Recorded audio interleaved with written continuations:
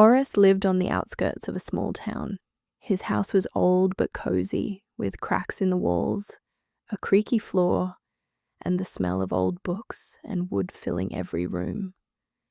Every morning he brewed coffee, sat by the window, and watched people rushing to work, children running to school, and even Marta's cat from the apartment across the street, who always came to the window at exactly 8:15 a.m.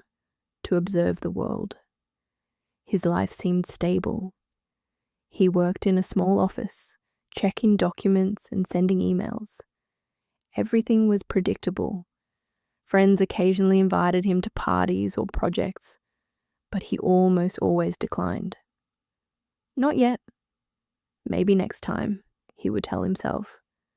This routine repeated day after day, year after year. But inside Orest, something was smoldering. He felt a quiet anxiety that gradually turned into a sense of emptiness. Maybe I'm stuck, he thought. Yet he always drowned these thoughts with coffee, TV, and walks through the town.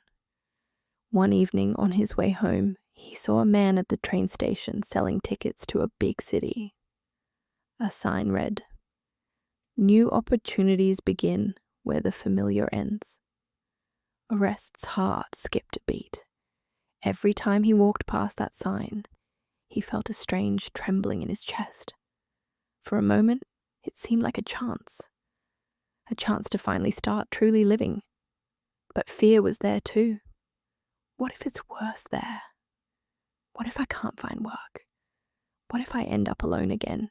He thought. At home, he couldn't sleep. He wandered through his rooms looking at his belongings. Old books, photos of friends, the mug he used every day. Everything seemed alive only on the surface. Inside, it was empty. Because of his comfort zone, Orest started making financial mistakes. He took small loans to cover necessary things, then bigger ones. A new piece of furniture here, a weekend trip there, small luxuries. It all piled up. One day, he realized the terrifying truth. His debt had exceeded $100,000. He sat in his favorite chair, staring at the bills.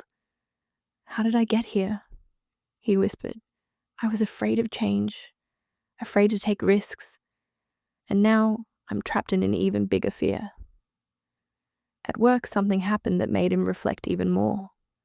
A colleague asked him to join a new project. Big, important for the company. "This is your chance to shine," she said. But Orest felt his chest tighten. Fear. He refused. That night he sat by the window again and thought, if I keep avoiding new things, if I always say no, I'll never get out of this swamp.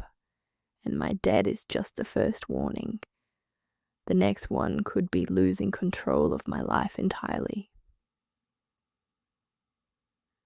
One rainy morning, the roof of his house started leaking. Water fell directly onto the floor by his chair. He put a bucket down and stared at the drops. They fell one by one, like a countdown of his time. Comfort is a trap, he thought. Fear of change can cost not just peace of mind, but hundreds of thousands of dollars and freedom itself. The next morning, Orest made a decision. He sold some of his belongings, packed the essentials, and bought a ticket on the same train he had seen a month earlier. He had to risk everything: finances, work, stability. The first days in the new city were tough. Everything was unfamiliar. The smells, the people, the rules. He often felt small, helpless. But with each passing day, the fear weakened and curiosity grew.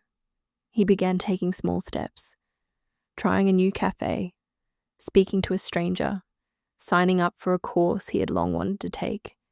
He realized something simple. Fear doesn't disappear before action. It disappears during action. 2 years passed. Orest moved between several cities, met people who inspired him and showed him that life was real. He sometimes fell, made mistakes, but no longer feared failure. He realized fear is not an enemy. Fear is a sign pointing to where you can grow. He wrote in his journal, "Comfort is like warm mud. At first it feels good, and then you don't notice yourself sinking." He set rules that now guided his life. 1. Don't wait until you stop being afraid. Step forward even with anxiety. 2. Start small. Small actions create big changes. 3. Replace it. What if I fail? With what if it works? 4. Face your fears. They show you where you can grow. 5. Surround yourself with people who move forward. Courage is contagious. 6. Remember, stability is an illusion. Life is always changing. He understood that leaving the comfort zone isn't about losing security. It's about regaining life itself. The comfort zone is not a place. It is a boundary you set for yourself. Sometimes one step is enough to see the whole world waiting beyond it.